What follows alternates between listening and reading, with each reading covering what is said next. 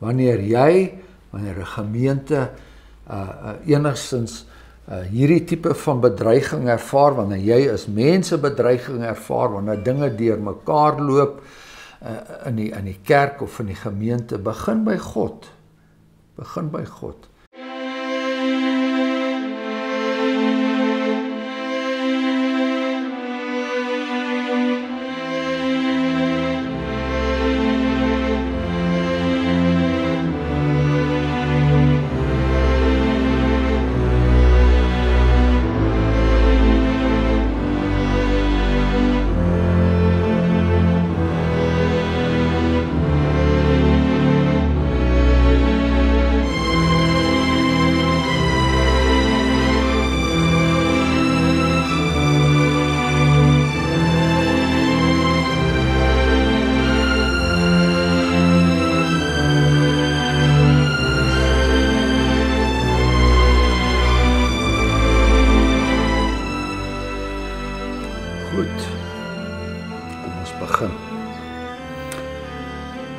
Driemaal heilige God, ons aanbid U vir die heerlikheid en die majesteit en die wonderlike versorging van U kerk deur die eeue.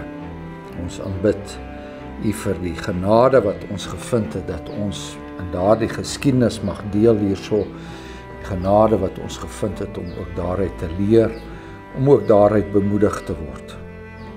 U ken die kinders, U weet hoe dikwels ons oë afhaal van die Here Jesus Christus, hoe dikwels ons die Heilige Gees self bedroef, en daarom hierdie geleentheid waar ons dan ook weer eens kan leer van die vrymoedigheid van die vroeë gemeente en kan leer hoe U dinge so beskik het, dat U woord deur hierdie aarde sou getrek, die koninkryk van ons Here Jesus Christus verkondig word, en sy heerskappy ook uiteindelik beslag kom kry in ons voorgeslagte.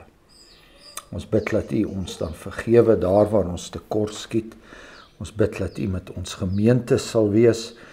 Ons vra dat U vir ons dan ook daar dieselfde vrymoedigheid vandag sal skenk in die naam van ons Here. Amen. Goed, ons het gekom in Handelinge 4, die apostels verskyn voor die Joodse raad en hulle lewer 'n getuienis, 'n absolute radikale getuienis ten opsigte van die uniekheid van Jesus Christus en dan binne in daardie geselskap die skokkende stelling dat die Here Jesus Christus uit die dood uit opgestaan het. En dan lees ons vanaf vers 13 wat die reaksie was van hierdie Joodse raad, hierdie Sanhedrin. En toe hulle die vrymoedigheid van Petrus en Johannes sien en verstaan dat hulle ongeleerde en eenvoudige manne was hulle verwonderd en het hulle as metgeselle van Jesus herken. En omdat hulle die man wat genees was by hulle sien staan, kon hulle niks daarteen sê nie. Hulle het hulle toegelas om buitekant die raad te gaan en met mekaar beraadslag en gesê, wat moet ons met hierdie manne doen? Want dat daar 'n kennelike teken deur hulle plaasgevind het, is duidelik vir al die inwoners van Jerusalem. Ons kan dit nie ontken nie. Maar dat dit nie nog meer onder die volk versprei word nie, laat ons hulle dreig om nie meer in hierdie naam met enige mens te spreek nie. En hulle het hulle geroep en hulle bevel gegee om in die geheel nie in die naam van Jesus te spreek of te leer nie. Toe antwoord Petrus en Johannes en sê vir hulle, of dit reg is voor God om julle meer gehoorsaam te wees as God, moet julle self beslis.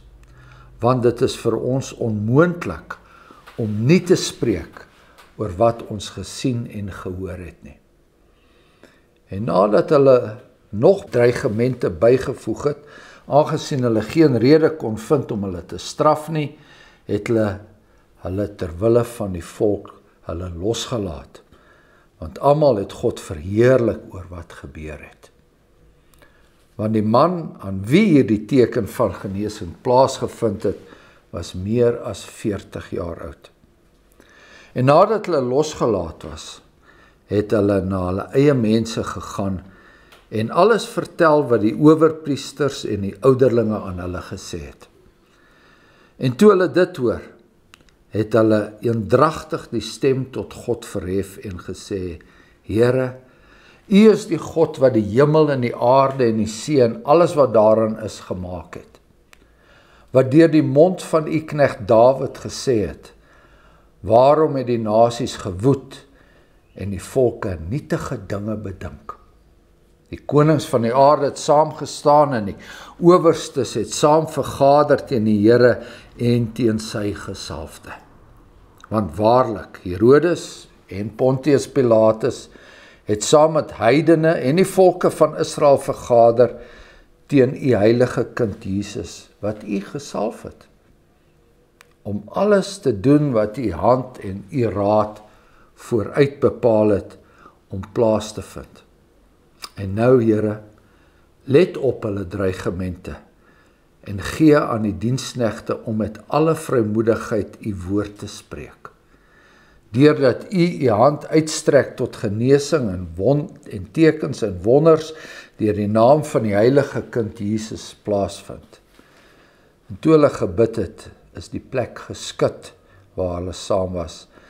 En hulle is almal vervul met die Heilige Gees en het die woord van God met vrymoedigheid gespreek. So 2 keer wat ons nou in die gedeelte die woord vrymoedigheid lees, is 'n woord wat dikwels in Handelinge voorkom.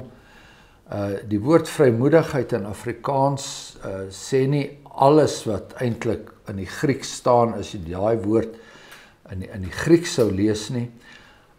Die Engelse praat ook van boldness. So dit is nie net 'n vrymoedigheid nie, maar dit is ook 'n sekere vasberadenheid, 'n sekere sal nie links of regs afwyk nie. Dit is 'n baie sterker woord as net die woord vrymoedigheid. En hulle het besef, maar hierdie ongeleerde en eenvoudige manne, en ons het verlede keer ook daaroor gepraat, ongeleerd, hulle is leuke, hulle het nie formele skoling gehad in die Bybel of in die verklaring daarvan nie. Eenvoudig, die woord eenvoudig is idiotes in die Grieks, en dit bedui op 'n leek of iemand wat common is, wat simpel is. Was hulle verwonderd. En hulle bring dadelik die hele verbintenis met Jesus Christus, bring hulle by hierdie manne by mekaar, sê maar hierdie manne wat voorheen weggehardloop het toe die tempelwagte gekom het om Jesus te arresteer, hulle was nou heeltemal bereid om vir sy naam op te staan en te ly. En nou, hulle kan nie eintlik iets sê nie. En nou hou hulle 'n kerkvergadering. Hulle het gesê, gaan staan julle nou eers buite, en nou wil hulle eers daar onder mekaar met mekaar beraadslag. Dis 'n kerklike vergadering wat hulle hou. Hulle is nou radeloos. Wat moet ons met hierdie manne doen?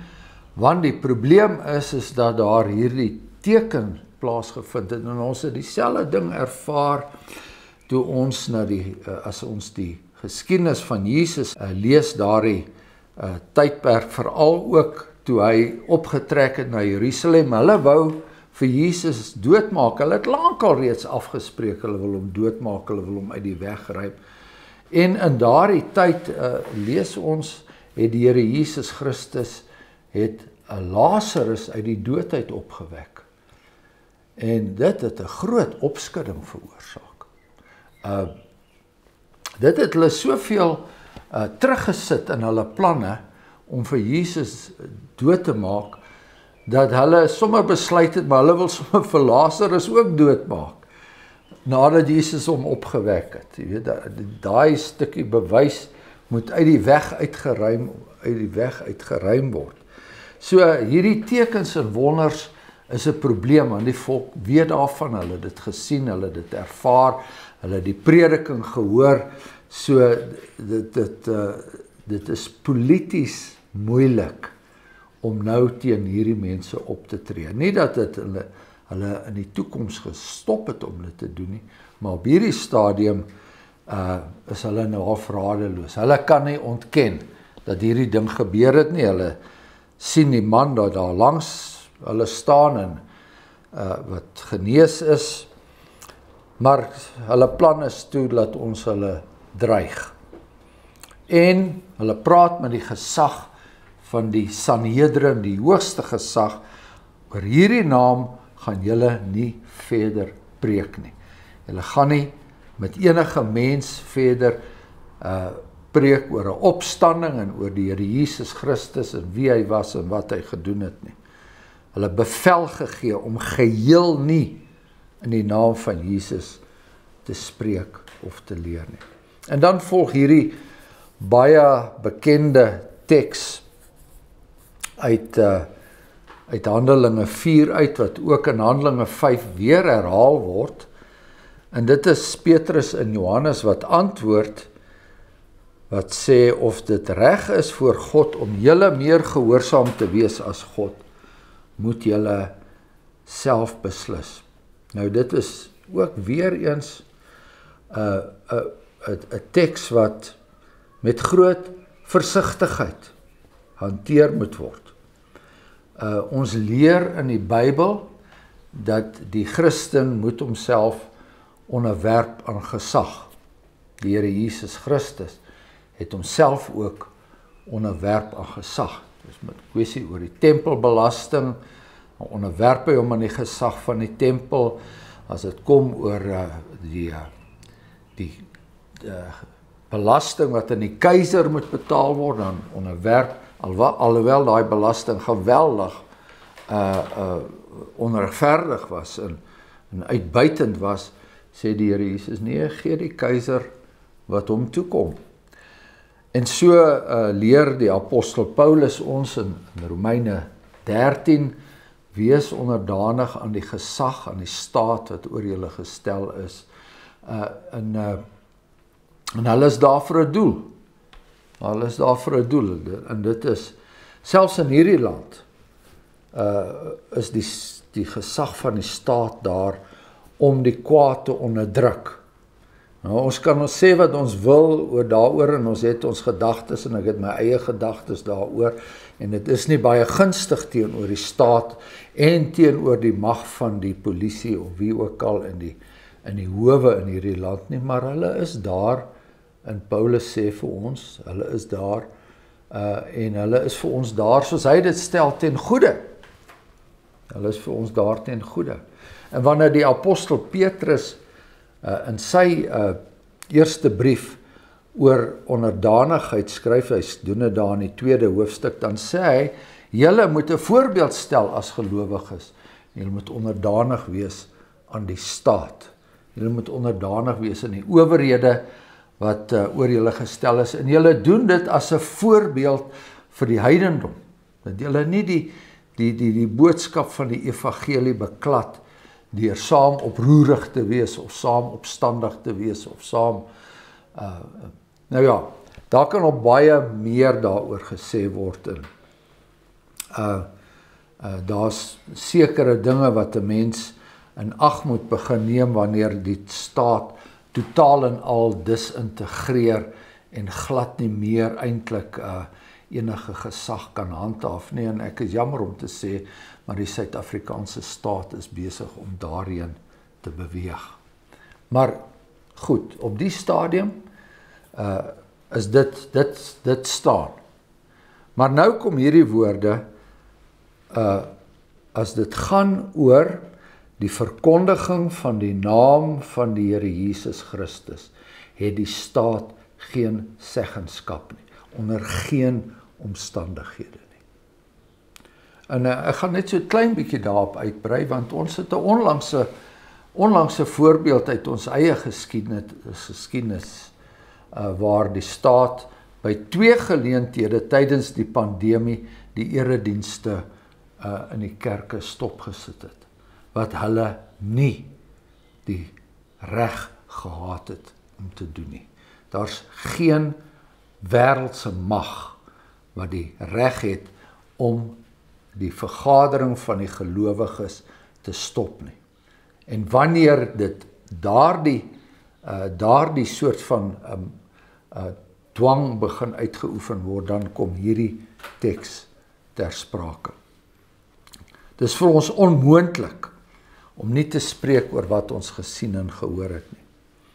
So uiteindelik vers 21 word hulle ter wille van die volk losgelaat. So hierdie Joodse raad hulle speel politiek na alle kante toe. Dis nie ter wille van 'n beginsel of wat ook al nie, maar op hierdie stadium, jy weet, sal dit nou nie polities goed wees om enigstens verder op te tree teen hierdie mense nie. Weereens word herhaal, vers 22, die man staan daar langs hulle, hy is te bly, hy is genees, hy kan nie ophou lof te uiter vir die Here en die genade wat hy deur hierdie genesing plaasgevind het. En dan vers 23, toe hulle losgelaat het hulle na hulle eie mense gegaan. En nou kry jy klaar die besef tot jou, dat hier 'n groep is uit die Joodse volk, wat nou begin een kant toe gaan. Dit is nie meer, hulle is nie meer deel nie, hulle eie mense. Daar's nou eie mense. Eintlik, soos ons ook binne ons konteks, ons eie mense is binne hierdie samelewing behoort te wees, uit te staan. Ons is nie deel van die massa nie. En hulle alles verhaal wat daar gebeur het, en toe hulle dit hoor, het hulle eendragtig die stem tot God verhef en gesê, dis eintlik 'n gebed wat nou opstyg uit hierdie gemeente uit. Ons neem aan of Petrus of Johannes het voorgegaan in hierdie gebed. En dis 'n baie insiggewende gebed. Die eerste woord daarso is Here, en dit is die Griekse woord despotes. Nou gewoonlik wanneer ons die woord Here in die Nuwe Testament lees, dan is dit die Griekse woord Kyrios, wat koning beteken. Maar despotes is eintlik amper nog 'n sterker woord. Dit beteken, wel in Afrikaans praat ons van 'n despoot. Nee. Dit is nou gewoonlik in 'n negatiewe sin, maar as iemand 'n despoot is, beteken hy is absolute alleenheerser. Daar is geen teespraak of wat hy sê nie. En dit is wat die Here is. Hy is die absolute alleenheerser. En binne hierdie konteks maak dit natuurlik soveel meer sin dat hulle daardie woord sal gebruik, want die owerhede praat en die praat en daai en praat en die en almal het iets te sê, maar die Here alleen is die een met die absolute gesag. Hy is die despotes. U is die God wat die hemel en die aarde en die see en alles wat daarin is gemaak het. En wat 'n wonderlike manier om te begin.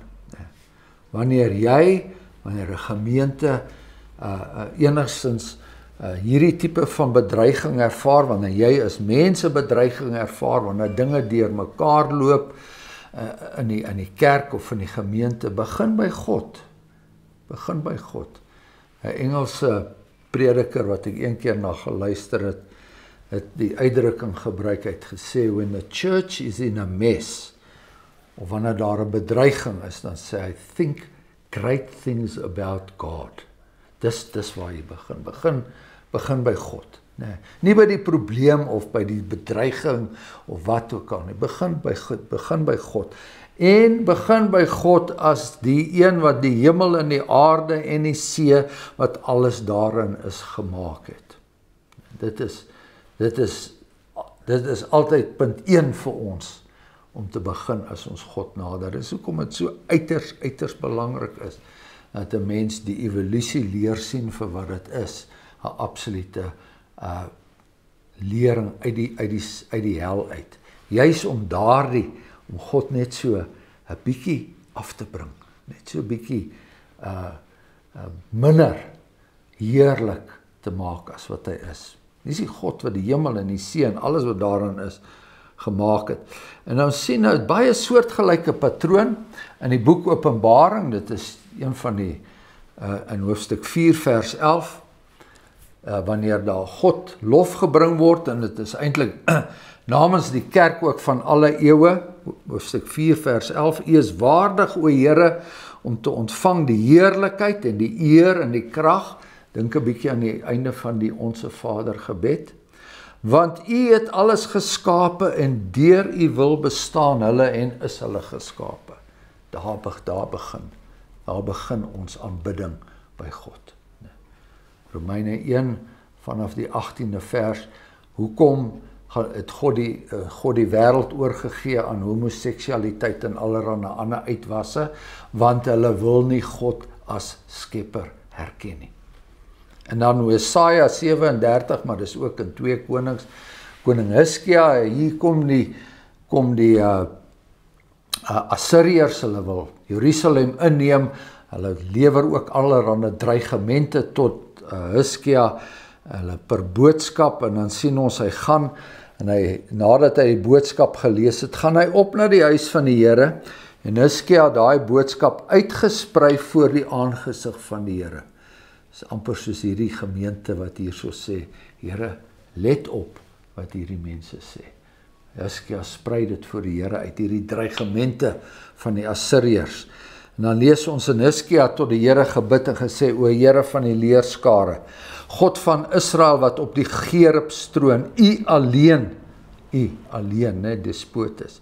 U alleen is die God van al die koninkryke van die aarde. U het die hemel en die aarde gemaak. O Here, neig U oor en luister. Open U oë en kyk en hoor al die woorde van Sanherib wat hy gestuur het om die lewende God te smaad. So dis met daardie patroon wat die gemeente hierdie bedreiging wat hulle nou ervaar hanteer. En dan weer eens, soos ons nou al 'n hele paar keer gesê het, die psalms. Die psalms as ons die Nuwe Testament moet ken, dan moet ons veral aandag gee aan wat in die psalms staan. En nou gaan die een wat bid, ons weet nie of dit Petrus of Johannes was nie, hy haal Psalm 2 aan, wat deur die mond van U knegt Dawid gesê het. Psalm 2 uiters belangrik, Psalm 1 en 2 uiters belangrike psalms in die Bybel. En die knegt Dawid wat hier genoem word, ons aanvaar dat meeste van die psalms deur Dawid geskryf is. Ons sê Psalm van Dawid, Psalm 23, Psalm van Dawid. Maar nie al die psalms word so aangedui nie. In Psalm 2 word nie aangedui as 'n psalm van Dawid nie. Maar nou weet ons dat Psalm 2 was 'n psalm van Dawid. Dis Dawid wat hier sê. En wat sê Dawid in Psalm 2? Hy sê die volke kom by mekaar, hulle woel, daar's allerlei politieke dinge wat in die wêreld aangaan, groot dinge wat mense oorwonder en wat hulle in verwarring bring, en Toesius beruim dit deur sê wat dringend dryf die wilde heidendom, en nasies bruis soos branders op die strand in opgewondenheid. Jy sien die woelinge, en mense kan bevrees raak as jy kyk na wat in die wêreld aangaan. En dan sê Dawid, nee, daar's 'n gesalfde van die Here. Hy's gesalf oor Sion. En God gee aan hom die nasies as erfdeel, en hy sal hulle met 'n ysterstaf regeer. En dan sluit Psalm 2 af en sê, onderwerp jou, o konings, regters van die aarde, onderwerp jou aan die Here Jesus Christus, dat hy nie kom, en hy jou verteer nie, hy jou vernietig nie. Dis wat Psalm 2 sê. So hier is nou 'n baie goeie rigting om aan te dink. Psalm 2 sluit af, welgeluksalig almal wat by hom skuil, daai gesalfde by Sion. Almal wat by hom skuil, hulle is uitermate gelukkig. Skuil teen wat? Teen die nasies? Nee, teen die oordeel van God wat oor hierdie wêreld kom. Daar's 'n baie goeie teologiese perspektief. En nou verklaar hy, of hy pas Psalm 2 toe, en hy sê, die konings van die aarde het saamgestaan. Dit is daai dringend dryf die wilde heidendom en nasies wat by mekaar kom. Saamgestaan, en die owerstes het vergader teen die Here en teen sy gesalfde. En Psalm 2 sê ook, God lag vir hulle. Lag vir hulle. Want waarlik, Herodes en Pontius Pilatus, saam met die heidene en die volke van Israel, ons sien al hierdie verskillende magte. Pontius Pilatus, hy was die verteenwoordiging van die grootste heidenmag daarso in destydse wêreld, was die Romeinse Ryk. Die Romeinse Ryk, Herodes, hy was 'n plaaslike koning, maar hy verteenwoordig ook die Edomiete en die Moabiete en al daai afvallige nasies wat 'n haat het vir God. En sy koning Herodes die Groot is nou nie dieselfde een nie. Jy sal onthou hoe het hy die Jesus kindjie probeer doodmaak. Maar hier kom hulle saam, nou kom hulle saam. Herodes was ook betrokke, Herodes die Viervors was ook betrokke by die verhoor van die Here Jesus Christus. En ons lees, Lukas maak die opmerking, wanneer hy daardie stuk van Jesus se verhoor lees, Pilatus het gewonder oor hierdie man Jesus, en toe dog hy wil eintlik nie met hierdie man iets te doen het nie. Kom ek stuur hom na Herodes toe. Herodes is mos die koning van hierdie gebied. Kom ek stuur hom na Herodes toe. En hy stuur hom na Herodes toe, en Herodes het die spot gedryf met die Here Jesus Christus, en hy het ook nie geweet wat hy met hom moet doen nie, en toe stuur hy hom terug na Pontius Pilatus, maar daar staan, van daardie dag af was Herodes en Pontius Pilatus vriende. Hulle was nie voor die tyd vriende nie, maar hulle het vriende geword in hulle gesamentlike optrede, in hulle gesamentlike bespotting van Jesus, toe word hulle vriende. En natuurlik die heidene, dis al daai heidene wat saamgespan het, en die volke van Israel, maar ook Israel, die owerpriesters en almal het saamgespan om teen die Here Jesus Christus, die heilige kind Jesus, wat U gesalf het, die kind van God, wat U gesalf het, Psalm 2, om alles te doen wat U hand en raad vooruit bepaal het. Die Here se woord het lank al oor hierdie dinge geskryf, gepraat, gesê, dit is nie nuwe dinge nie. Dit is dinge wat alreeds in die Ou Testament uitgelees en voorspel is. En hulle gebed tot die Here, vers 29, let op die dreigemente, maar laat ons met vrymoedigheid U woord spreek. Dat ons nie hier terugdeins vir dit wat teen ons gehou sal word nie. En hulle vra dan ook dat hulle woorde bevestig sal word deur genesings en tekens en wonders. Ons het al oor daai aspek gepraat, en die Here antwoord hulle deur die plek wat skud waar hulle saam was. Handelinge 16 lees ons ook van plek het geskud. Die Here beskik 'n aardbewing. Die Here beskik wat hy ook al gedoen het hierso om weer eens aan hulle te bevestig, maar hy is met hulle en hulle gaan voort om te doen wat hulle opdrag was. Daar sê, is daar enige vraag? Ek het al my teken gekry daarso. Net nog 'n minuut.